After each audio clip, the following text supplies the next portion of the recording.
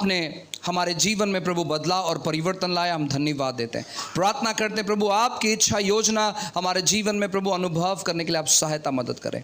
परमेश्वर सारी बातों के लिए प्रभु जी हम आपके नाम की स्तुति करते हैं, प्रभु आपके नाम की बड़ाई करते हैं। प्रभु आपकी ओर से अच्छी और भली वस्तुएं पाई जाती है प्रभु जी, हम धन्यवाद देते राजा। पवित्र आत्मा हम प्रार्थना करते राजा यीशु मसीह के नाम से प्रभु जी, हर एक लोगों के लिए, हर एक व्यक्ति के लिए प्रभु जो यहाँ पर बैठे हुए प्रभु जी, जो लोग इस संदेश को सुन रहे प्रभु जी, आप उन्हें ब्लेस करें, आप उन्हें आशीषित करें प्रभु। आपकी करुणा और कृपा परमेश्वर उनके जीवन पर कहते हैं, आपकी भलाई और अच्छाई उनके जीवन पर कहते हैं। और प्रार्थना करते परमेश्वर जैसे आप चाहे वैसे मार्गदर्शन करें, जैसे आप चाहे प्रभु आप चलाए। हर प्रकार के मन भटकाने वाली आत्माएं, हर प्रकार की सुस्ती की आत्माएं यीशु मसीह के नाम से मैं धमकाता और कहता हूं चले जाने के लिए। और परमेश्वर आपके प्रबल वचन को इनके जीवन पर आप प्रकट करें और आपके वचन के अनुसार परमेश्वर प्रभु हर एक व्यक्ति जीवन बिताने पाए। आपने अनुग्रह किया, धन्यवाद देते हैं। चीजों को आपके हाथों में समर्पित करते हैं और प्रार्थना यीशु के नाम से मांगते हैं। आमेन, आमेन, आमेन, हालेलुया। मैं आपको कहना चाहता हूं कि मेरा परमेश्वर बहुत भला है।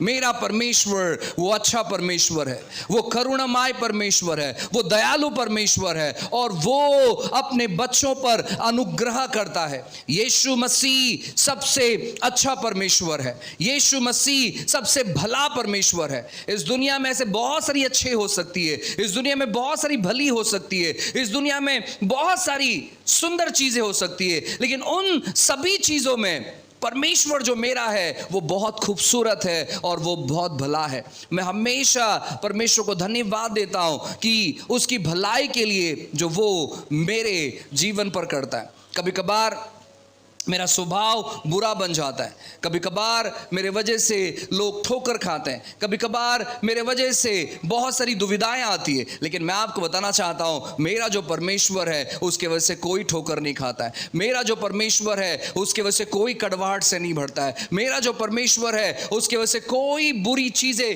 कभी किसी के जीवन में नहीं होती है। और धीरे धीरे कर कर परमेश्वर मेरे जीवन में परिवर्तन और बदलाव लेकर आ रहा है। आपको मैं बताना चाहता हूं जिस परमेश्वर के बारे में आप सुन रहे हैं वो बहुत खूबसूरत है और वो बहुत भला है। हालेलुया। कोई तो मेरे साथ कहे यीशु भला है। आपसे मैंने कुछ हफ्ते पहले ही कहना चालू किया परमेश्वर के भलाइयों के बारे में, क्योंकि ऐसे दिनों में, ऐसे समय में परमेश्वर की भलाइयों को सुनना बहुत ज़रूरी है। क्योंकि जैसे ही हम अंतिम दिनों में पहुंच रहे हैं, बहुत सारी चीज़ें आपके कानों पर पड़ेगी जहां पर आप यह समझ पाओगे या यह सुन पाओगे कि शायद परमेश्वर जो है परीक्षाओं को ले रहा है। लेकिन मैंने आपको बताना चालू किया कि परमेश्वर बहुत भला है। फिर मैंने आपको बताया कि परमेश्वर जिस प्रकार हम सोचते हैं कि वो ताड़ना देता है जब हम कुछ गलतियां करते हैं, वो सजा देता है, वैसे बाइबल बिल्कुल भी बात नहीं करता है। परमेश्वर का जो ताड़ना है वो सिखाना होता है उसके वचनों के द्वारा। ताड़ना मतलब छड़ी लेकर मारना नहीं है। ताड़ना मतलब है जहां पर एक माँ जिस प्रकार अपने बच्चों का पालन पोषण करती है, उन्हें अच्छा भोजन देते हुए, उन्हें सलाह देते हुए, उनका मार्गदर्शन करते हुए, उसी प्रकार परमेश्वर मार्गदर्शन करता है अपने वचनों को सिखाते हुए। वो कभी किसी की भी ताड़ना नहीं करता है बीमारियों को देते हुए, वो कभी किसी की ताड़ना नहीं करता है उनके जीवन में गलत चीजों को देते हुए। हमने वचनों को देखा था ताड़ना के बारे में। इब्रानियों 12वां अध्याय जब आप पढ़ेंगे वहां पर बाइबल बात करता है ताड़ना के बारे में, लेकिन वो ताड़ना का अर्थ होता है कि परमेश्वर अपने वचनों के द्वारा उनका पालन पोषण करता है। जब भी आप शब्द सुनते हैं ताड़ना, तुरंत आपके मन में याद नहीं आना चाहिए ताड़ना मतलब कि परमेश्वर छड़ी लेकर मारता है। इसलिए यीशु मसीह के बहुत सारे चित्र में हम देखते हैं यीशु मसीह ने एक बड़ी लाठी लिया हुआ है और लोगों को लगता है कि वो लाठी का इस्तेमाल करता है जब उसकी भेड़, उसके बच्चे जब कोई गलतियां करते हैं तो वो उस लाठी का इस्तेमाल करता है उनको मारने के लिए। नहीं नहीं नहीं, उस लाठी का वो तब इस्तेमाल करता है जब कोई भेड़िया उसके भेड़ के सामने आ जाती है। वो इस्तेमाल करता है उन भेड़ियों पर, लेकिन भेड़ पर नहीं। परमेश्वर हमेशा अपने बच्चों के जीवन में वो सिखाना चाहता है परमेश्वर के वचन के अनुसार। गए हफ्ते हमने देखा अय्यूब के बारे में। काफ़ी बार हम अय्यूब के जीवन को लेकर हम समझ नहीं पाते और हमें लगता है कि नहीं, हमारा जीवन जो है अय्यूब के जैसा जीवन है, हमारे जीवन में जो दुख है वो अय्यूब के जैसा दुख है। और परमेश्वर ही एक है जो अय्यूब को शैतान के हाथों में दिए थे और शैतान ने आकर परीक्षा की। हमने गए हफ्ते देखा था कि किस प्रकार शैतान स्वर्ग में जाता है आदम से अधिकारों को छीनते हुए या चुराते हुए। आदम को उसने बहलाया फुसलाया और वो अधिकार जो आदम का था उसने ले लिया और उस अधिकार को लेकर वो स्वर्ग में प्रवेश करता है। और बाइबल जब बात करता है कि किस प्रकार शैतान और परमेश्वर इनका वार्तालाप होता है इस व्यक्ति अय्यूब को लेकर, जहां पर हमने वचन देखा था कि परमेश्वर कहते हैं शैतान को कि वो ऑलरेडी तेरे हाथों में है, वो पहले से तेरे हाथों में है, वो पहले से ही तूने उस पर कब्जा किया हुआ है, उसके शरीर को नहीं छूना। और शत्रु क्या करता है? शत्रु आकर उसके जीवन में तबाहियों को वो मचाना चालू करता है।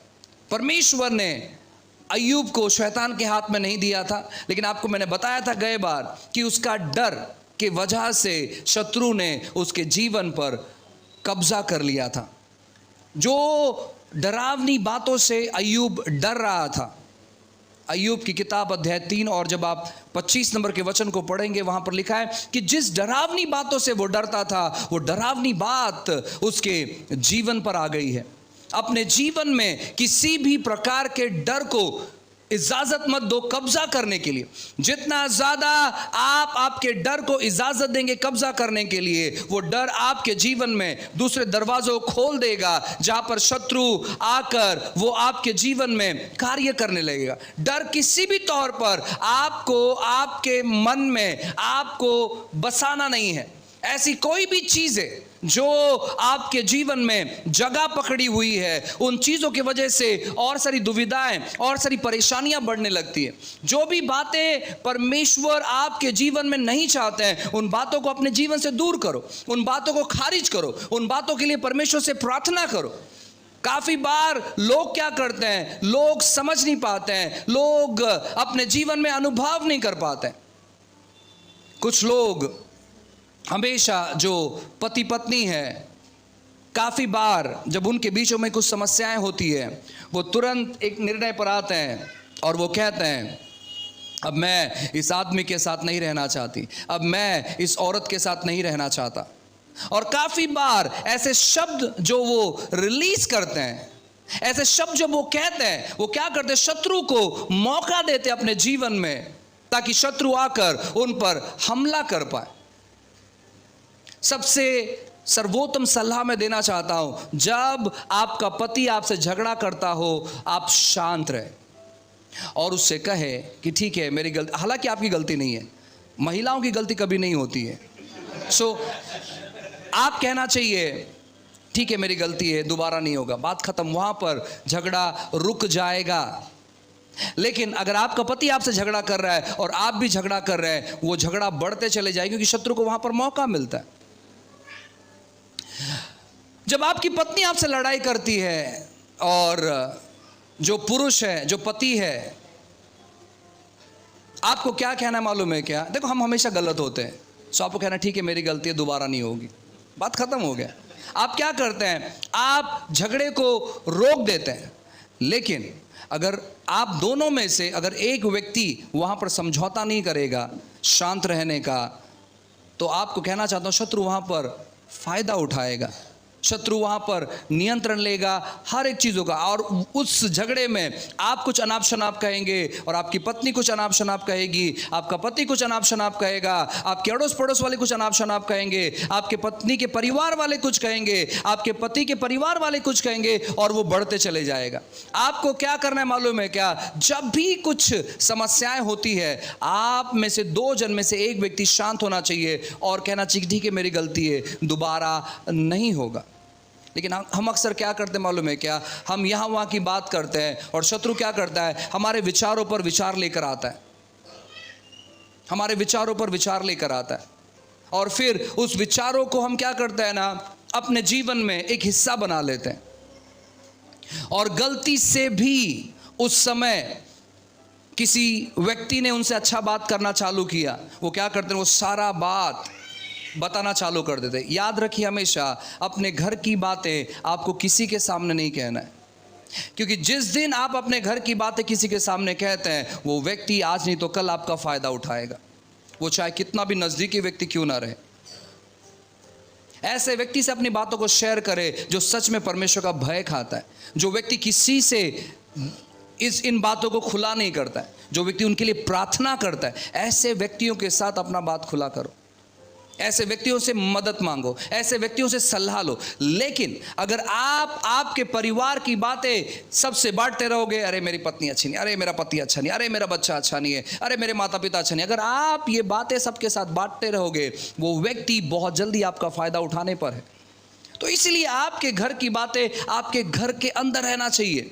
कोई प्रॉब्लम नहीं आपकी पत्नी कितनी झगड़ालू है, कोई प्रॉब्लम नहीं आपका पति कितना बेकार है, कोई समस्या नहीं, लेकिन आपके घर के चार दीवारों के अंदर वो सारी बातों को रखो। और आप क्या करो मालूम है क्या, अगर आपको लगता है कि आप बहुत अच्छे हैं और आप मिस्टर परफेक्ट हैं, आप मिसेस परफेक्ट हैं, आपसे थोड़ा सा भी गलती नहीं होता है, अपने घुटने पर और प्रार्थना करते रहो वहाँ पर उन चीज़ों के लिए, उन बातों के लिए कि प्रभु पता नहीं क्यों ऐसे चीज़ें हो रहा है। आप बुद्धि ज्ञान दें इन बातों को हैंडल करने के लिए।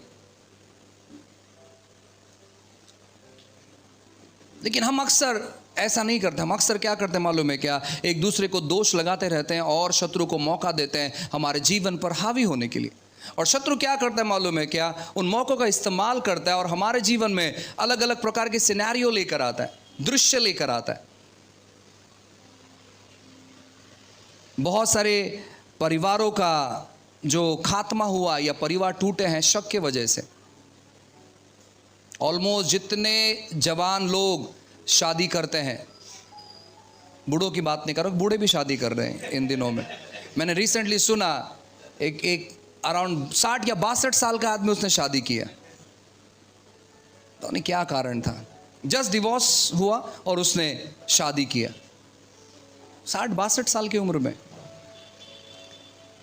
तो जब कोई दो जवान लोगों का शादी होता है और वहाँ पर वो पहले बहुत अच्छे रहते, लेकिन धीरे धीरे कर कुछ ऐसे चीज़ें उनके जीवन में हो जाती है जहाँ पर शक उत्पन्न होता है, पत्नी के प्रति, पति के प्रति। खाली महिलाएं शक नहीं करती हैं, पुरुष भी शक करते हैं। और अगर आपने उस पर जय प्राप्त नहीं किया तो शत्रु क्या करता है मालूम है क्या, उसने आपके जीवन में एक बड़ा जगह बना लिया और वो क्या करता है, वो उसका इस्तेमाल करता है। अपने मन में शक को किसी प्रकार का जगह मत दो। अगर आपको लगता है कि कुछ समस्याएं हैं सच में आपके पत्नी के जीवन में या पति के जीवन में, उनके लिए प्रार्थना करो। शक आपके जीवन में और दुविधाओं को लेकर आएगा, लेकिन प्रार्थनाएं आपको उन दुविधाओं से बाहर निकालेगा। अगर कुछ समस्या है तो भी जब आप प्रार्थना करने लगेंगे, परमेश्वर चीज़ों को बदलने लगेगा। प्रार्थना अगर एक 4 दिन के मुर्दे व्यक्ति को जिंदा कर सकता है, तो प्रार्थना आपके पति के जीवन को बदल सकता है, आपके पत्नी के जीवन को बदल सकता है। तो आप शत्रु को मौका मत दो। नहीं पास्टर, मुझे तो मेरे भविष्य के बारे में बहुत डर लग रहा है। नहीं, आप जिस दिन डर को अपने जीवन पर हावी होने के लिए इजाज़त देते हैं, शत्रु वहाँ पर काम करने लगता है। और ये सेम चीज़ अय्यूब ने किया। वो अपने बच्चों के लिए डरता था। वो शाम को घर पर लौटते थे अपने भाइयों के घर से खाना वगैरह खाकर, और इसे लगता था कि शायद कुछ तो गलत किया होगा, इसलिए चलो अभी बलिदान चढ़ाएं। ये सुबह जब बाहर निकलते थे ये वापस बलिदान चढ़ाता था। इसका अय्यूब ने अपना जीवन ऐसे बना लिया था जहां पर ये डर के वजह से चीजें करने लगा था। और कुछ समय के बाद ऐसा हुआ कि सब कुछ खात्मा हो गया, सब कुछ खत्म हो गया, सब कुछ उसके जीवन से उजड़ गया। आइए एक वचन को पढ़ते हैं। आज 2 चीज़ों के बारे में हम ध्यान देंगे, 2 चीज़ों के बारे में आज हम फोकस करेंगे। अय्यूब की किताब अध्याय 1, ये बहुत खूबसूरत वचन है और मैं चाहता हूं कि आप सभी लोग इस वचन पर ध्यान दें। ये बहुत खूबसूरत वचन है जहां पर ये वचन आपके मन से बातें करेगा। अय्यूब अध्याय 1 और वचन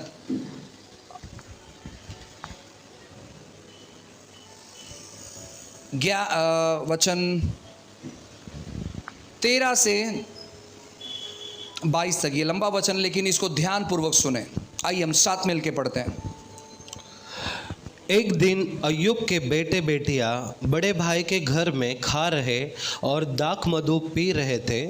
तब एक दूत अय्यूब के पास आकर कहने लगा, हम तो बैलों से हल जोत रहे थे और गदहियाँ उनके पास चर रही थी कि शबा के लोग धावा करके उनको ले गए और तलवार से तेरे सेवकों को मार डाला, और मैं ही अकेला बचकर तुझे समाचार देने को आया हूँ। वह अभी यह कह ही रहा था कि दूसरा भी आकर कहने लगा, परमेश्वर की आग आकाश से गिरी और उससे भेड़ बकरियां और सेवक जलकर भस्म हो गए, और मैं ही अकेला बचकर तुझे समाचार देने को आया हूँ। वह अभी यह कह ही रहा था कि एक और भी आकर कहने लगा, कसदी लोग 3 दल बांधकर ऊंटों पर धावा करके उन्हें ले गए और तलवार से तेरे सेवकों को मार डाला, और मैं ही अकेला बचकर तुझे समाचार देने को आया हूँ। वह यह अभी कह ही रहा था कि एक और भी आकर कहने लगा, तेरे बेटे बेटियां बड़े भाई के घर में खाते और दाख मधु पीते थे कि जंगल की ओर से बड़ी प्रचंड वायु चली और घर के चारों कोनों को ऐसा झोंका मारा कि वह जवानों पर गिर पड़ा और वे मर गए, और मैं ही अकेला बचकर तुझे समाचार देने को आया हूँ। तब अय्यूब उठा और बागा फाड़ सिर मुंडा कर भूमि पर गिरा और दंडवत करके कहा, मैं अपनी माँ के पेट से नंगा निकला और वही नंगा लौट जाऊंगा। यहोवा ने दिया और यहोवा ही ने लिया, यहोवा का नाम धन्य है। इन सब बातों में भी अय्यूब ने न तो पाप किया और न परमेश्वर पर मूर्खता से दोष लगाया। बाइबल यहां पर कहता है, जो लास्ट के जो 2 वचन ये बहुत इंपॉर्टेंट है।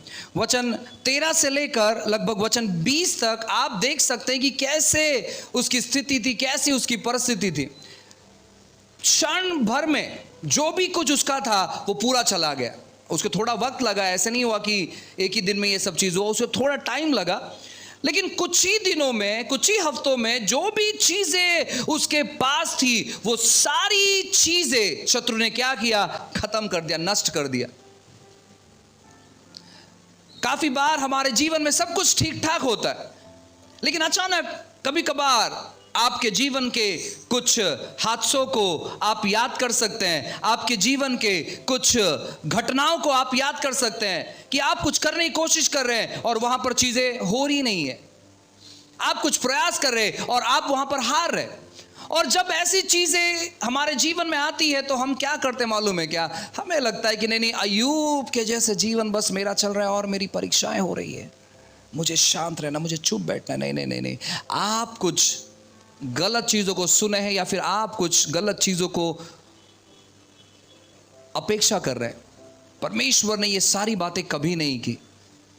इसके पहले के वचन में लिखा गया है, परमेश्वर शैतान से कहता है वो ऑलरेडी तेरे हाथ में है, क्योंकि उसके डर ने तुझे जगह दे दिया है।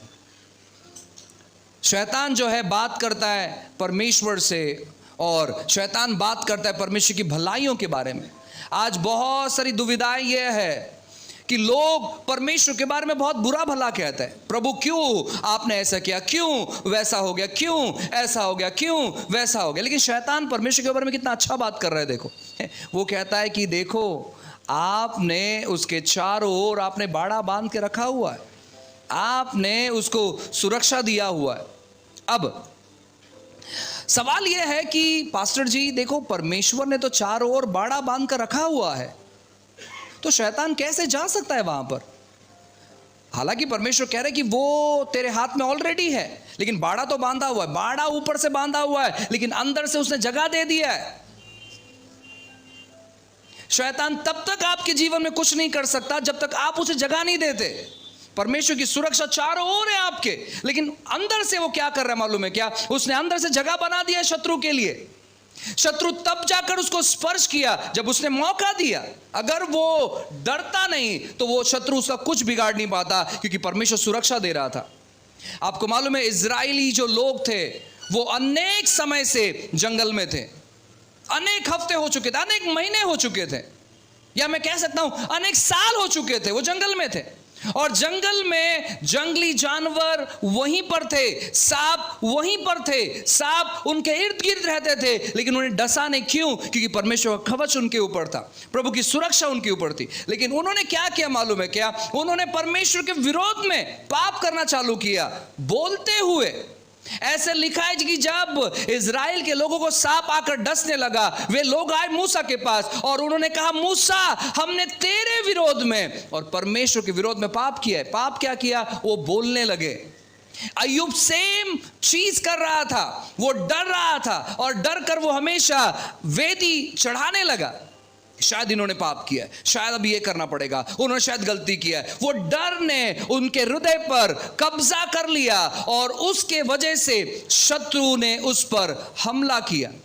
अब काफी सारे प्रचारक लोग जब इन वचनों को पढ़ते हैं, काफी सारे लीडर्स लोग जब इन वचनों को पढ़ते हैं, काफी सारे पुराने विश्वासी लोग जब इन वचनों को पढ़ते हैं, काफी सारे नए विश्वासी लोग जब इन वचनों को पढ़ते हैं, वो कहते हैं वचन 21 में, मैं अपने माँ के पेट से नंगा निकला और वहाँ नंगा लौट जाऊंगा। यहोवा ने दिया और यहोवा ने लिया। यहोवा ने दिया, यहोवा ने ले लिया। इन सभी बातों में अय्यूब ने ना तो पाप किया और ना परमेश्वर पर मूर्खता से दोष लगाया, ऐसे वचन कहता है। देखो पास्टर, अय्यूब ने कहां पर गलती किया है? यहां पर तो वचन लिखा गया है कि इन बातों में भी अय्यूब ने ना तो पाप किया और ना ही गलत चीजों के कारण उसने परमेश्वर पर दोष लगाया। तो वहां पर प्रॉब्लम क्या है? उसने तो सच बोला है, उसने तो सही बोला है। यहोवा देता है, यहोवा लेता है, उसने तो देखो यहां पर लिखा है। आपको समझने की जरूरत है कि बाइबल किस प्रकार लिखा गया है। बाइबल में वो लिखा गया है जो अय्यूब ने बोला है। बाइबल में जो लिखा गया है, यानी अय्यूब ने जो बोला है, वो सब चीज सही नहीं है। यहां तक अय्यूब ने कोई पाप नहीं किया था, लेकिन मैं आगे को बताऊंगा कि उन्होंने कौन सी समस्या की थी। यहां तक कोई प्रॉब्लम नहीं है, उसने कोई गलत बात नहीं किया है। मुझे सच में बताइए, ये जो वाक्य रचना है, देवानी दिलानी देवानी घेतलं, आपने कहां कहां सुना है? ये गैर विश्वासियों के मैयत पर आपने सुना है? अगर आपने गैर विश्वासियों के मैयत में सुना है, तो आप उसे विश्वासियों के मैयत में कैसे कह सकते हैं? ये स्क्रिप्चर शायद अय्यूब ने भी सुना होगा किसी गैर विश्वासियों से, हो सकता है। मैंने कहा था आपको कि अय्यूब सबसे पुराना किताब है।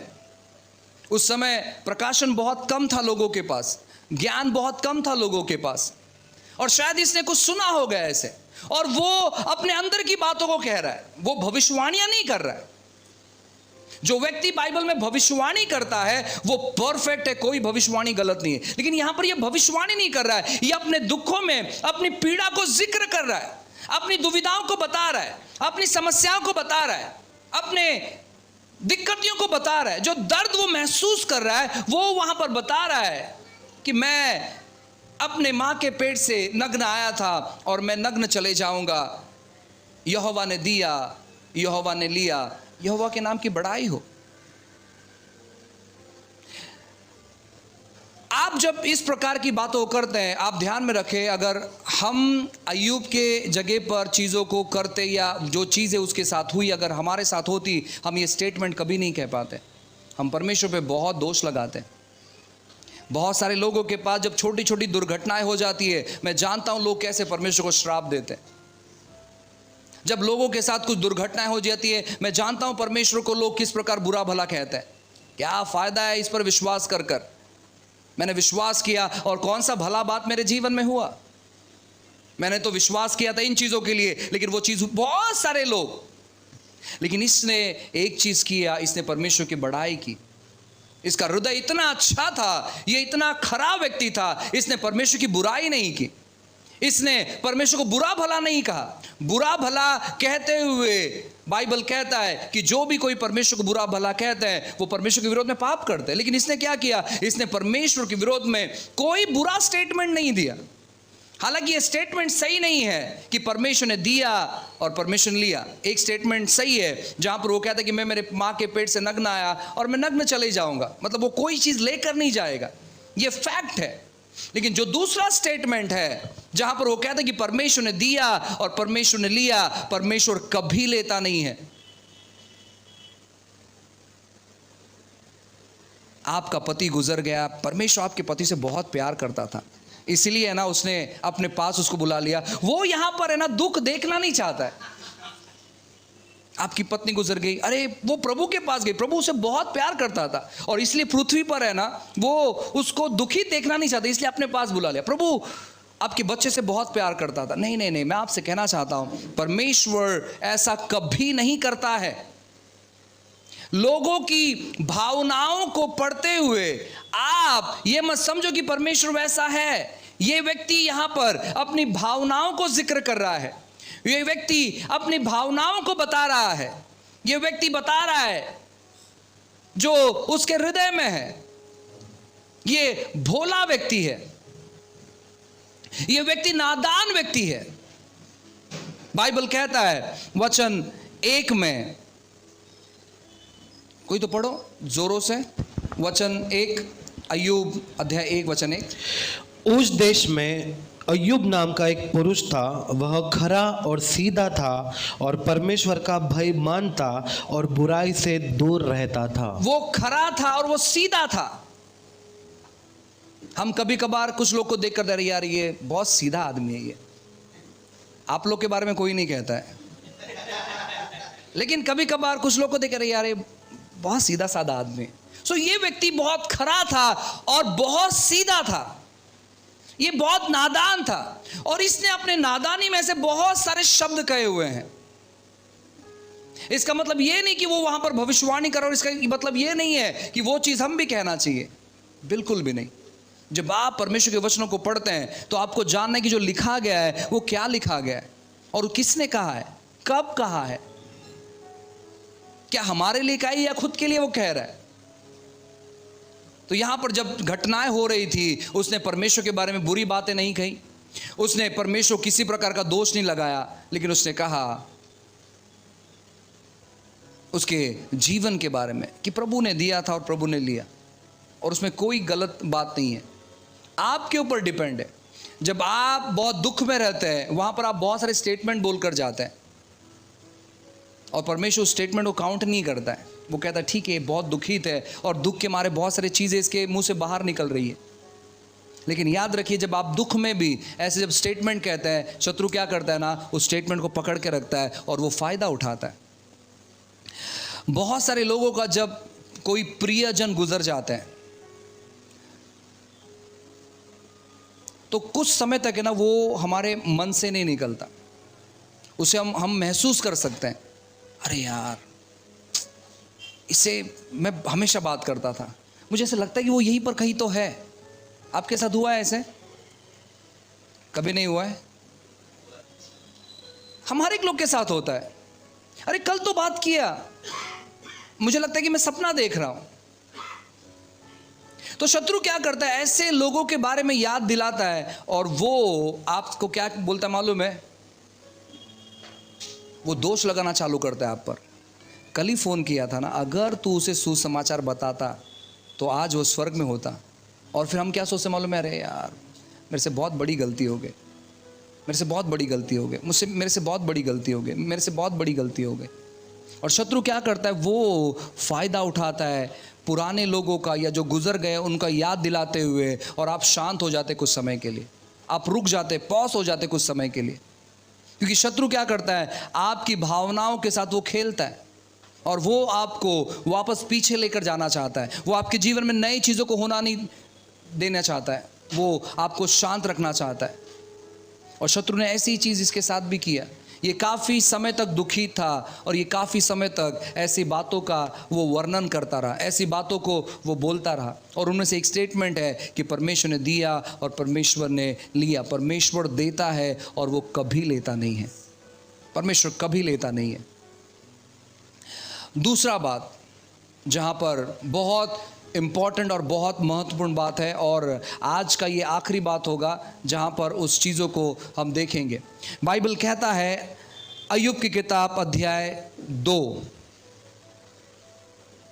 और वचन 6 से लेकर 11। यहोवा ने शैतान से कहा, सुन, वह तेरे हाथ में है, केवल उसका प्राण छोड़ देना। तब शैतान यहोवा के सामने से निकला और अय्यूब को पाँव के तलवे से ले सिर की चोटी तक बड़े बड़े फोड़ों से पीड़ित किया। तब अय्यूब खुजलाने के लिए एक ठिकरा लेकर राख पर बैठ गया। तब उसकी स्त्री उससे कहने लगी, क्या तू अब भी अपनी खराई पर बना है? परमेश्वर की निंदा कर और चाहे मर जाए तो मर जा। उसने उससे कहा, तू एक मूढ़ स्त्री की सी बातें करती है। क्या हम जो परमेश्वर के हाथ से सुख लेते हैं दुख न लें? इन सब बातों में अय्यूब ने अपने मुंह से कोई पाप नहीं किया। जब तेमानी एलीपज और शूही बिलदद और नामाप्ती सोपर अय्यूब के इन 3 मित्रों ने इन सब पर विपत्ति का समाचार पाया जो उस पर पड़ी थी, तब वह आपस में यह ठान कर कि हम अय्यूब के पास जाकर उसके संग विलाप करेंगे और उसको शांति देंगे, अपने अपने यहाँ से उसके पास चले। सो लास्ट का जो 11 नंबर का वचन है ये हम आने वाले हफ्ते में देखेंगे और ये बहुत अद्भुत है। ऐसे कुछ दोस्त हमारे जीवन में होते हैं ना कि हमें दुश्मन की ज़रूरत नहीं पड़ती है। समझे आप? ऐसे कुछ दोस्त रहते हैं हमारे जीवन में कि हमें दुश्मन की ज़रूरत नहीं पड़ती। तो ऐसे वो दोस्त लोग हैं। सो वो हम अगले हफ्ते देखेंगे। सो ये हफ्ते आप आज का जो आखिरी स्टेटमेंट है जहाँ पर अय्यूब अपने पत्नी को रिप्लाई में बात करता है। आपने 6 नंबर के वचन में पढ़ा जहां पर परमेश्वर और शैतान का वार्तालाप हो रहा है। शैतान दोबारा स्वर्ग में जाता है क्योंकि उसके पास चाबी है। उसने जो आदम से छीना था, आदम ने अपने घुटने टेक दिए और अधिकार जो है शत्रु के हाथ में दे दिए। उस अधिकार से शत्रु वापस स्वर्ग में प्रवेश करता है और वो वापस यहाँ वहाँ टल कर परमेश्वर के सामने खड़ा होता है और परमेश्वर उसके साथ वार्तालाप करते हैं। और परमेश्वर बता, देख अभी भी मेरा जो ये दास है वो कितना अच्छा है। और यहाँ पर वापस उनके साथ वार्तालाप होता है और वार्तालाप होने के बाद परमेश्वर कहते हैं उसके प्राण को छूना नहीं। वो ऑलरेडी तेरे हाथ में है लेकिन उसके प्राण को तो छूना नहीं। शैतान पृथ्वी पर आता है और पृथ्वी पर आने के बाद ऐसे बाइबल कहता है कि अय्यूब के शरीर पर बहुत बड़े बड़े फोड़े होने लगे थे। और अय्यूब क्या करता है, एक शायद लोग बोलते हैं कि नारियल के वाटी से या फिर किसी प्रकार के कठोर चीज से, कड़क चीज से वो अपने शरीर को वो खुजाता है। नहीं, इतना उसके शरीर में दुविधाएं होती है। उसकी पत्नी उसे देखती है और कहती, कितना बेकार हो चुका है तू, प्रभु की निंदा कर और अगर तू मर जाए तो मर जाए ऐसे। प्रभु किसी को ऐसे पत्नी ना दे। ऐसी पत्नियां कुछ लोगों की होती है लेकिन आप में से किसी की भी ऐसे नहीं है। आप बहुत आशीषित लोग हैं। सो यहां पर लिखा है कि वो अपने पति से बात करती है और कहती है, प्रभु को तू क्या कर, तू उसके विरोध में बात करना चालू कर। प्रभु पर दोष लगा और तू अगर मर भी जाए तो मर जा, ऐसे कहकर वो अपना बात बंद करती है क्योंकि मरने के बाद अब और क्या बात कहे। वो कहती कि मर जा तू। सो यहां पर अय्यूब कहता है कि किस प्रकार एक मूर्ख महिला जैसे तू बात कर रही है। क्या हमेशा परमेश्वर से हम सुख ले, दुख कौन लेगा? आपने कभी ऐसे सुना है, इतना हंसो मत, जो ज्यादा हंसते हैं वो रोते भी हैं। ये मैं बहुत पहले सुनता था, लेकिन प्रेज गॉड अभी ऐसे सुनने नहीं मिलता है, क्योंकि वैसे संगति मेरी नहीं है। लेकिन पहले मैंने बहुत बार ऐसे सुना है, पूरा दिन भर ये हंस रहा था, शायद कुछ तो अभी होने वाला है और ये रोएगा। मुझे मालूम नहीं कि अय्यूब ने क्यों ऐसे स्टेटमेंट कहा कि क्या हम हमेशा प्रभु से सुख लेते रहे, दुख नहीं ले। मुझे पता नहीं उसके दिमाग में क्या चल रहा था, लेकिन मैं आपको कहना चाहता हूं, परमेश्वर सुख देने के अलावा दुख कभी नहीं देता है। उसके पास कोई भी दुख का पोटला नहीं है कि जहां से वो थोड़ा सा दुख आपके जीवन में भेजे।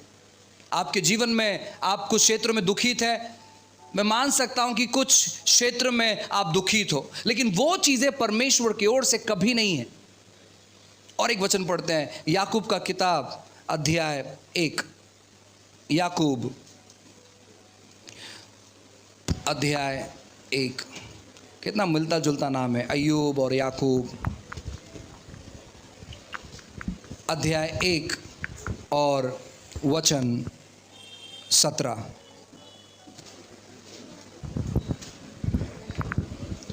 क्योंकि हर एक अच्छा वरदान और हर एक उत्तम दान ऊपर ही से है और ज्योतियों के पिता की ओर से मिलता है, जिसमें न तो कोई परिवर्तन हो सकता है और न अदल बदल के कारण उस पर छाया पड़ती है। बाइबल कहता है अच्छा वरदान और हर एक उत्तम दान वो स्वर्ग के पिता की ओर से आता है, जिसमें कोई अदला बदली नहीं है, जिसमें कोई परिवर्तन नहीं है, यानी कोई चेंज नहीं है उसमें, वो कभी चेंज नहीं होता है।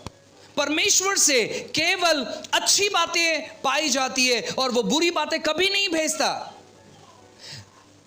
बहुत आपको सावधान होना है कि जब आपके सामने कोई तो अपना दुख जब प्रकट करता है तो बहुत जरूरी है कि आप उसको किस प्रकार सल्लाह देते हैं। गलती से भी कभी नहीं कहना, मला वाटते तुमच्या जीवनावरती परीक्षा चालू है, परीक्षेची वेळ तुमच्यावरती आली है। हे किससे सुना है आपने ये? आप गलत सल्ला दे रहे हैं। पास्टर नेहमी हसतच राहायचं का? कधी कधी रडावं लागतं। हे तुमच्या जीवनामध्ये असणार, पण देवाच्या जीवनामध्ये असं नाही। देव कधीच तुम्हाला रडायला देत नहीं। परमेश्वर कभी भी आपको रोने नहीं लगाता है। परमेश्वर के पास ऐसी कोई चीज नहीं है जहां पर वो कहता है नहीं अभी तूने बहुत हंस लिया, अब थोड़ा सा रो ले। नहीं, परमेश्वर के पास केवल अच्छी वस्तु है, परमेश्वर के पास केवल भली वस्तु है। आप शायद अपने बच्चों को 24 घंटा शायद हंसने नहीं दोगे, थोड़ा बहुत आप कहोगे सुबह से ही हंस रही है, सुबह से ही हंस रहा है, अभी थोड़ा सा रो ले, शायद ये आप कह सकते हैं। लेकिन परमेश्वर ऐसा बिल्कुल भी नहीं है। परमेश्वर के पास कोई दुख नहीं है, परमेश्वर के पास किसी प्रकार की समस्या नहीं है, उसके पास केवल अच्छी और भली वस्तु है। क्या हमारे जीवन में दुख आता है? हाँ, हमारे जीवन में दुख आता है, हमारे गलत निर्णयों की वजह से। हमारे जीवन में दुख आता है गलत संगतियों की वजह से। हमारे जीवन में दुख आता है गलत चीजों को सुनने की वजह से। हमारे जीवन में दुख आता है गलत चीजों में जाने की वजह से। लेकिन परमेश्वर कभी दुख नहीं देता है, कभी दुख नहीं देता है। इसे ऐसे लगा इसलिए उसने कहा, लेकिन वो सत्य नहीं है। काफी सारे लोग रंग बिरंगा कपड़ा नहीं पहनते। काफी सारे विश्वासी लोग रंग बिरंगा कपड़ा नहीं पहनते, वो केवल सफेद कपड़ा पहनते हैं।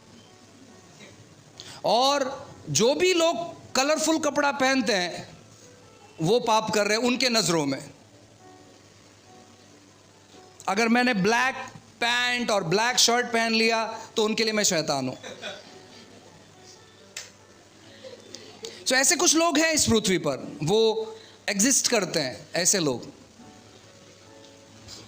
ऐसे कुछ लोग हैं जो सोना नहीं पहनते हैं, गोल्ड सोना नहीं पहनते, और अगर दूसरे सोना पहनते हैं तो वो पाप कर रहे हैं। ऐसे कुछ लोग इस पृथ्वी पर है, आप विश्वास शायद नहीं करोगे। ऐसे भी कुछ लोग इस पृथ्वी पर है जो बाल नहीं बनाते हैं, बाल बनाना उनके लिए पाप है। ऐसे भी कुछ लोग हैं जो मशीन के कपड़े नहीं पहनते, यानी जिस प्रकार शर्ट पैंट हम पहनते हैं मशीनी कपड़े नहीं पहनते, वो हाथ से बनाए हुए कपड़े पहनते हैं। मशीन से कपड़े पहनना उनके लिए पाप है। ऐसे भी कुछ लोग हैं जो मोबाइल फोन यूज नहीं करते, वो कहते ये शैतान का है, वो मोबाइल फ़ोन यूज़ नहीं करते। ऐसे भी कुछ लोग हैं जो टीवी नहीं देखते, मतलब टीवी उनके घर पे है ही नहीं। ऐसे कुछ लोग हैं जो फ्रिज का इस्तेमाल नहीं करते हैं। ऐसे कुछ लोग हैं जो लाइट का इस्तेमाल नहीं करते। ऐसे कुछ लोग हैं जो दीवार का इस्तेमाल नहीं करते, यानी उनके घर पे दीवार नहीं है, सीमेंट रेती का वो यूज़ नहीं करते, ईंट का इस्तेमाल नहीं करते। यानी नेचर के तौर पर जो भी चीज़ बना हुआ है, अगर आप उनके घर पर जाएंगे, जो दरवाज़ा है वो भी पूरा 100% लकड़ी का रहेगा, मतलब उसमें लोहे का एक भी खिला नहीं रहेगा। ऐसे कुछ लोग एग्जिस्ट करते हैं और उनका मानना यह है बाकी सब दुष्ट है, सब कुछ बेकार है और सब कुछ शैतान ने बनाया है। ऐसे उनका मानना है, ऐसे उनको लगता है। तो जो लोग सोना पहनते हैं, आप शैतान के बहकावे में है। एक दिन जब मैं नया विश्वासी था, सो एक घर में जो कि हमारे चर्च के मेंबर्स थे, हमारा हाउस ग्रुप वहाँ पर चलता था। सो मैं हाउस ग्रुप लेने के लिए वहाँ पर गया, तो एक पास्टर वहाँ पर थे। अब पता नहीं वो कहाँ से आए, क्यों उन्होंने बुलाया। सो वो पास्टर वहाँ पर बैठे थे, क्योंकि वो घर हमारा था हाउस ग्रुप का। सो मैंने कहा चलो प्रार्थना चालू करते हैं। और उस टाइम में मेरा शादी भी नहीं हुआ था। तो सोचो इस टाइम में मैं ऐसा दिखता हूँ तो वो टाइम में मैं कैसे दिखता होगा। सो एकदम छोटा सा बच्चा जैसे मैं, क्योंकि उस टाइम में 17 साल का था। सो मैंने प्रार्थना लिया और मैंने प्रभु की आशीष के बारे में वहाँ पर बताया। सो वो पास्टर को जब मैं देख रहा था, सफ़ेद पैंट और सफ़ेद शर्ट, पूरा काला चेहरा, पूरा तेल बह रहा है, पूरा चिपचिप बाल। सो जब वो मुझे सुन रहे थे, वो बहुत गुस्से से देख रहे। मुझे लगा कि मेरा काम ख़त्म हो गया आज इधर, क्योंकि ये व्यक्ति मुझे छोड़ने वाला नहीं है। सो उसने कहा ब्रदर आपको मैं बोलना चाहता हूँ, सब खत्म हो गया हमारा प्रार्थना। उन्होंने कहा मैं आपको बताना चाहता हूँ, आपने जो भी प्रचार किया है वो सब गलत है। मैंने कहा कैसे पास्टर? उन्होंने कहा आपने आशीष के बारे में बताया, आशीष आत्मिक होता है, शारीरिक कोई आशीष नहीं रहता है। मैंने पूछा उनको आप कहाँ से आए हैं? सच में उन्होंने कहा कि मैं पनवेल से आया हूँ। मैंने उनसे पूछा आप चल के आए?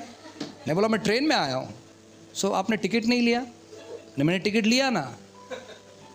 मैं बोला आप जाओगे ऐसे चल कर जाओगे? नहीं। उन्होंने कहा मैं क्यों चल के जाऊँगा, मेरे पास है जाने के लिए पैसा। मैंने कहा अभी तो आपने कहा कि पैसा बुरा है, अभी तो आपने कहा कि पैसे की ज़रूरत नहीं है, अभी तो आपने कहा कि हमको गाड़ी की ज़रूरत नहीं है, लेकिन आप इस्तेमाल कर रहे देखो। नहीं देखो, जितने भी बाइबल में आशीष है वो खाली आत्मिक है और शारीरिक कोई आशीष नहीं होता। मैंने कहा ये आपकी मूर्खता है, आपको वचन और अच्छे तौर पर पढ़ना है। अब्राहम केवल यूं ही आशीषित नहीं था, अब्राहम पैसों से आशीषित था। अब्राहम के पास बहुत सारे ऊँट थी। अब्राहम उस समय का सबसे धनी व्यक्ति था। और ऐसे बाइबल में लिखा है, मैंने कहा उसके पास सोना भी था, उसके पास रूपा भी था, यानी चांदी भी उसके पास था। वो सोने रुपए का बड़ा धनी था। और मैंने कहा कि वचन में लिखा है ऐसे, उसको पढ़ो जरा आप। अभी वो व्यक्ति, उसका स्टेटमेंट गलत है, लेकिन वो 100% स्वर्ग में जाए, क्योंकि वो यीशु पर विश्वास करता है। जो व्यक्ति ये मानते कि टेक्नोलॉजी गलत है, वो 100% स्वर्ग में जाएंगे। वो उसके द्वारा वो पापी नहीं है। जो लोग वाइट कपड़े पहनते हैं, ऐसे नहीं कि वो पापी लोग हैं, नहीं, वो अच्छे लोग हैं। उनके कॉन्सेप्ट्स गलत है, उनकी विचार धारणाएं गलत है, लेकिन वो 100% स्वर्ग में जाएंगे। क्यों? क्योंकि वो यीशु पर विश्वास करते हैं। जो लोग सोना नहीं पहनते हैं, उनके कॉन्सेप्ट्स अलग है हमारे से, लेकिन वो 100% स्वर्ग में जाएंगे, क्योंकि वो यीशु पर विश्वास करते हैं। वो बुरे नहीं है, वो पापी लोग नहीं है। सेम टाइम पर यहां पर इसने कोई गलत बात नहीं किया था ये कहते हुए कि परमेश्वर देता है और परमेश्वर लेता है। परमेश्वर हमेशा परमेश्वर से सुख पाएंगे क्या? कभी कभार दुख भी हमें सहन करना है। ऐसे इनका कॉन्सेप्ट्स था, ऐसे इसकी विचार धारणाएं थी, लेकिन यह विचार धारणा सही नहीं है। ये विचार धारणा, मैं ये नहीं कह सकता कि ये पाप का विचार धारणा है। इसने कोई पाप नहीं किया था, क्योंकि ये परमेश्वर के बारे में बड़ाई कर रहा था, ये परमेश्वर के बारे में अच्छा वार्तालाप कर रहा था, ये परमेश्वर के बारे में अच्छा सोच रख रहा था। इसने परमेश्वर को दोष नहीं लगाया। इस वचन तक किसी भी प्रकार का गलत चीज यहां पर उसने नहीं कहा। लेकिन कभी कभार जब हम ऐसे वचनों को पढ़ते हैं, हम क्या देखो इसने ऐसे कहा तो शायद ये बात सही हो सकती है। नहीं, इसने वो चीज़ गलत तौर पर कहा था, वो उसका कॉन्सेप्ट था, वो उसकी विचार धारणाएं थी, वो उसका सोच था। अब कुछ लोग जब आप देखेंगे फॉरेन्स में, फॉरेन कंट्री में खास करके, अभी वो भारत में भी आ चुका है, कि लोग हाफ पैंट पहन के प्रचार करते हैं।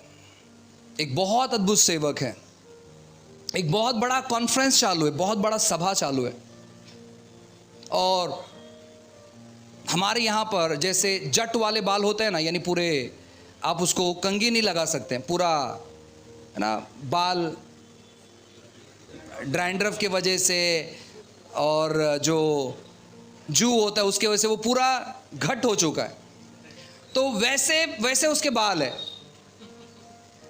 और वो एकदम हाफ पैंट पहन कर आकर वो प्रचार, बहुत अच्छा प्रचार करता है। वो उनका ट्रेडिशन है, हम कुछ नहीं कर सकते हैं, वो गलत नहीं है, वो उसका सोच विचार है।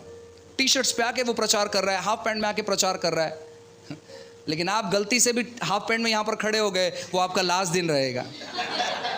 वो हमारा कॉन्सेप्ट है, वो हमारी विचारधारा है। मुझे पसंद है वो लोग जो शर्ट पहनते हैं, टाई पहनते हैं। आप कोट पहनो, सूट पहनो, आप बहुत और अच्छे दिखेंगे। लेकिन अगर आप टी शर्ट्स में आ रहे हैं, आप बनियन पर आ रहे हैं और आपको लगता है कोई नहीं, वो कॉन्सेप्ट्स उनके हैं, हमारे कॉन्सेप्ट्स नहीं है, वो हमारे कॉन्सेप्ट्स नहीं है। इसका मतलब ना ही तो हम गलत है, ना ही तो वो गलत है, हमारे कॉन्सेप्ट से सेम उसी प्रकार ये इसकी सोच थी, इसका विचार, कॉन्सेप्ट यानी हमारे सोच विचार धारणा है, वो गलत नहीं है। हम उनको कभी गलत नहीं ठहरा सकते कि देखो वो हाफ पैंट पहन कर आया, उसने प्रचार किया, वो गलत है। बिल्कुल भी नहीं, वो उसकी सोच विचार है, हमारे सोच विचार कुछ अलग है। इसका मतलब ये नहीं कि हम स्वर्ग में नहीं जाएंगे या वो स्वर्ग में नहीं जाएंगे, वो स्वर्ग जाएंगे 100%, चाहे उनका पूरा बाल जो है छिपका हुआ है, वो गंजे है और उन्होंने अपना बाल बड़ा बड़ा कर लिया है, कोई प्रॉब्लम नहीं है, कोई समस्या नहीं है। लेकिन हमारे कॉन्सेप्ट्स अलग है, हमारी सोच विचार अलग है, हमारा जो पेश करने का तरीका वो अलग है। सेम चीज़ इसके जीवन में भी था। ये अपने पत्नी से बात कर रहा था, ये चर्च को सलाह नहीं दे रहा था, ये सेवकाई के बारे में बता नहीं रहा था, ये नहीं बता रहा था कि आप भी ऐसे विश्वास करो जिस प्रकार पौलुस कहते कि मैं जैसे मसीह का अनुकरण करता हूं, तुम मेरा अनुकरण करो। कलीसिया इस प्रकार होनी चाहिए, कलीसिया में ये बात होना चाहिए, कलीसिया का जो अध्यक्ष होता है या लीडर होता है वो ऐसा होना चाहिए। जिस प्रकार पौलुस मार्गदर्शन कर रहा है, वहां यहां पर ये मार्गदर्शन नहीं कर रहा था। लेकिन लोग ऐसे चीज को सुनकर ये एक बड़ा सिद्धांत बना देते हैं कि देखो हमेशा सुख लेते रहोगे क्या? प्रभु से अगर थोड़ा सा दुख आ गया तो आप प्रभु को त्याग दोगे? प्रभु कभी दुख नहीं देता है। दुख आया क्यों, किसके वजह से मालूम है क्या? हमारे वजह से, हमारे गलत निर्णयों के वजह से। हम गलत डॉक्टर के पास गए, उन्होंने गलत इंजेक्शन दिया और उसकी वजह से रिएक्शन हो गया। ये हमारा प्रॉब्लम है, प्रभु का प्रॉब्लम नहीं है। प्रभु पहले से ही बहुत अच्छा है, प्रभु पहले से ही भला है। पुराने नियम में उसका नाम यहोवा रोफे रखा गया था, यानी वो परमेश्वर जो सेहत और चंगाई प्रदान करता है। नए नियम में जब आप यीशु मसीह को देखोगे, उसने एक भी जगह ऐसा नहीं कहा ओ हो तू बहुत बीमार है, मेरी इच्छा है तू बीमार रहे। एक भी जगह उसने नहीं कहा। उसने एक भी जगह नहीं कहा ये इसके वजह से बीमार है क्योंकि प्रभु चाहता ये बीमार है। नहीं नहीं नहीं, उसने एक भी जगह ऐसे स्टेटमेंट नहीं कहा। जब वो अपने चेलों को अभिषेकित करता है और कहता है जाकर सुसमाचार सुनाने के लिए, वो कभी नहीं कहता अच्छा जिसने सुना नहीं ना उसको बोल देना कि तू बीमार पड़ जाएगा। नहीं नहीं, एक भी जगह ऐसे स्टेटमेंट नहीं है। अगर आप परमेश्वर की भलाई को देखना चाहते हो तो ढूंढो परमेश्वर के बारे में।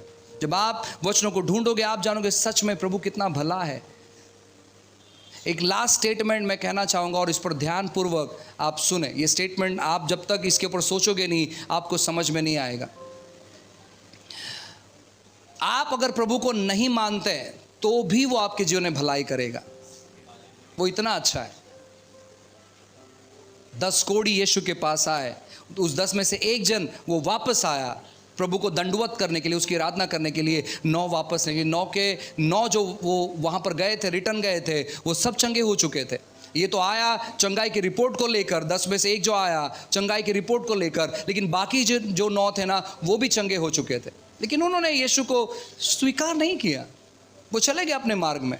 हमारा परमेश्वर इतना अच्छा है, इतना भला है, आप उस पर विश्वास करोगे तो भी वो आपके जीवन में भलाई करेगा, और विश्वास नहीं करोगे तो भी वो आपके जीवन में भलाई करेगा। वो कभी आपके जीवन में कोई बुराई नहीं करेगा। फर्क इतना है कि जब आप उस पर विश्वास नहीं करेंगे, लास्ट डे में आप जब तक पृथ्वी पर जीवित है वो आप पर अपना सूर्य उदय करेगा। आप जब तक इस पृथ्वी पर जीवित है, सेम बारिश जो विश्वासियों पर आता है, सेम बारिश जो विश्वास नहीं करते उन पर भी आता है। लेकिन अंतिम घड़ी में, लास्ट स्टेज में, अगर आप यीशु मसीह आने से पहले इस पृथ्वी को छोड़कर चले गए, आपने स्वीकार नहीं किया, इसलिए परमेश्वर ने अपने विश्वास रखने वालों के लिए जो जगह तैयार किया वो आप वहां पर नहीं रहेंगे।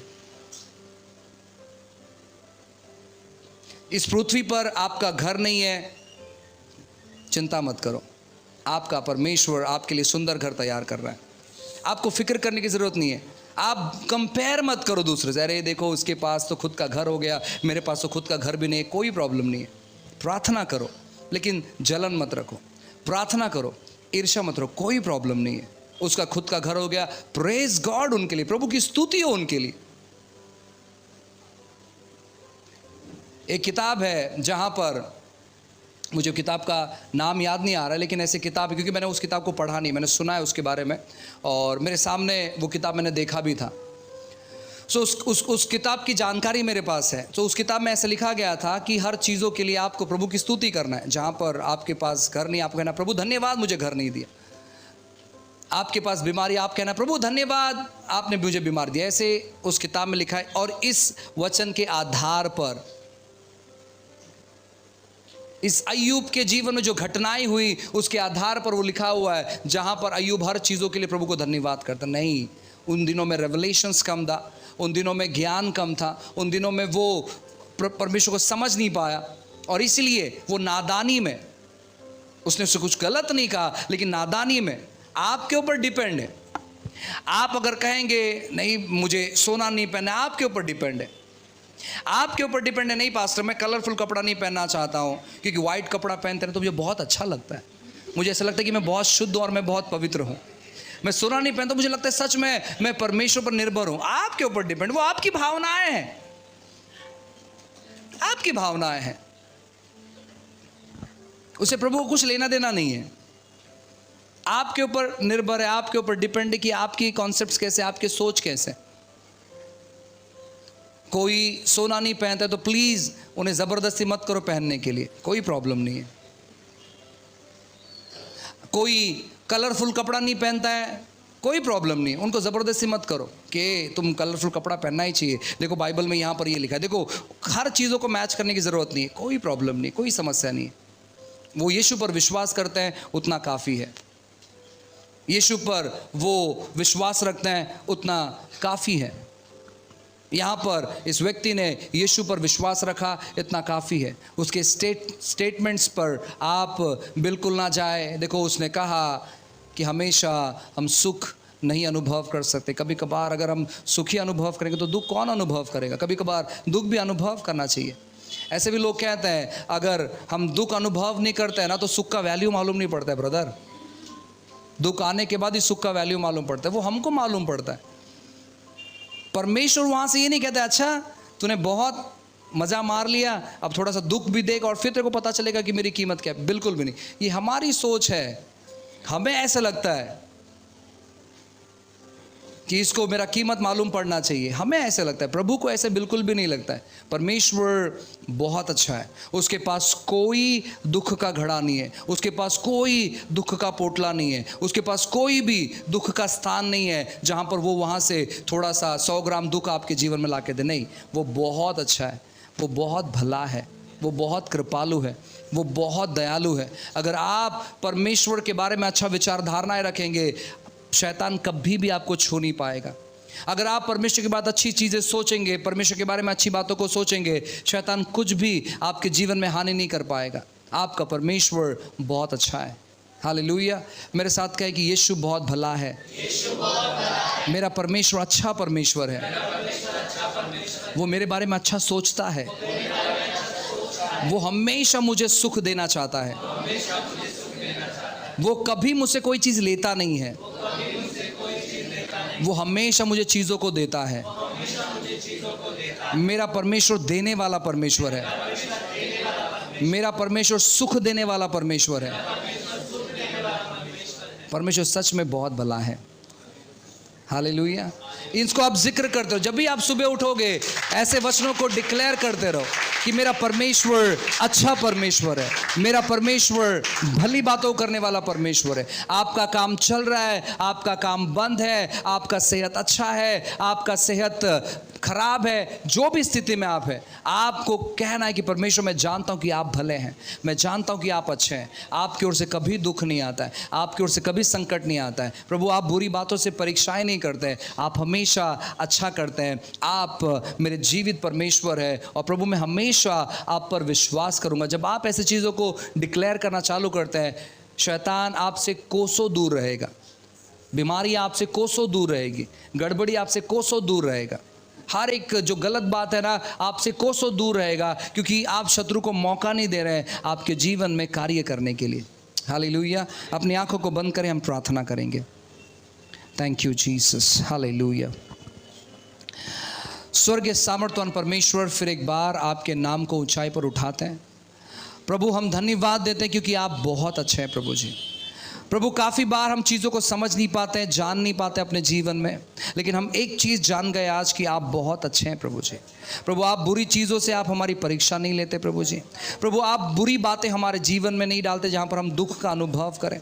प्रभु आप कोई भी चीज़ हमसे लेते नहीं प्रभु, लेकिन हमेशा आप चीज़ों को हमारे जीवन में देते हैं। उसके लिए हम आपके नाम की स्तुति करते हैं, हम आपके नाम की बड़ाई करते हैं, आपके नाम को ऊंचाई पर उठाते हैं प्रभु जी। परमेश्वर हम धन्यवाद देते हैं प्रभु कि आपने अपनी भलाई को हमारे जीवन पर प्रकट किया। प्रभु हम गलत फहमी में थे प्रभु, हम आपके बारे में अलग सोचते थे, लेकिन परमेश्वर आज हम जान गए कि आप हमेशा देते हैं। हम जान गए परमेश्वर कि दुख आपकी ओर से नहीं है प्रभु, अच्छी और भली वस्तुएं आपकी ओर से आती हैं। इसलिए जो भी दुख और जो परेशानी और जो दुविधाएं और जो बीमारी और जो समस्याएं और जो संघर्ष हमारे जीवन में, हम तुझे आज्ञा देते हैं इसी समय निकल जाने के लिए हमारा जीवन से, क्योंकि परमेश्वर की ओर से अच्छी बातें हैं प्रभु। आपकी शांति, आपकी कृपा, आपकी दया, आपकी भलाई, आपका प्रेम, आपकी समृद्धि, आपकी उपस्थिति हर एक व्यक्तियों के ऊपर हम कहते हैं परमेश्वर। प्रभु यीशु के नाम से ये पूरा हफ्ता आप उनके साथ में रहे परमेश्वर और मार्गदर्शन करें। आपने कृपा दया किया, धन्यवाद देते हैं यीशु के नाम से। आमेन आमेन। हालेलुया। Praise the Lord. फिर एक बार मैं पास्टर मनोज शाहू आपका स्वागत अभिनंदन करता हूँ। प्रियो, मैं विश्वास करता हूँ कि इस चैनल के माध्यम से आप सभी लोग ब्लेस होते चले जा रहे हैं।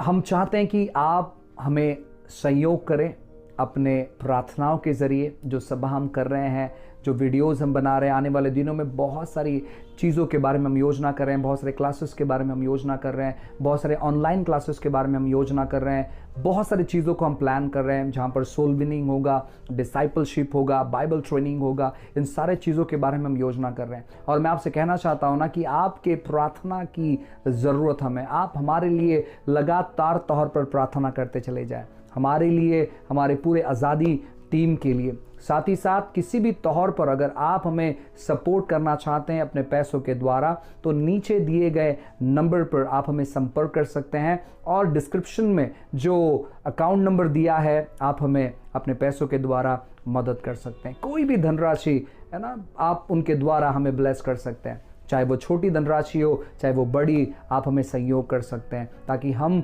इस प्रोग्राम को हम आगे लेकर जा पाएँ और उन पैसों के इस्तेमाल करते हुए हम कई सारे लोगों तक हम पहुंच पाए और परमेश्वर के राज्य को आगे बढ़ा पाए। God bless you. प्रभु आपको आशीष करे। अगर आप इस सेवकाई के द्वारा ब्लेस है तो मैं चाहता हूं कि जो व्हाट्सएप नंबर आपको दिया गया है, आप वीडियो रिकॉर्डिंग कर आप हमें भेज सकते हैं और बता सकते हैं अपनी गवाही कि कैसे परमेश्वर इस चैनल के माध्यम से आपको ब्लेस कर रहे हैं। सो गॉड ब्लेस यू। प्रभु आपको बहुत बहुत आशीष करे। नेक्स्ट वीडियो में जल्दी मिलते हैं।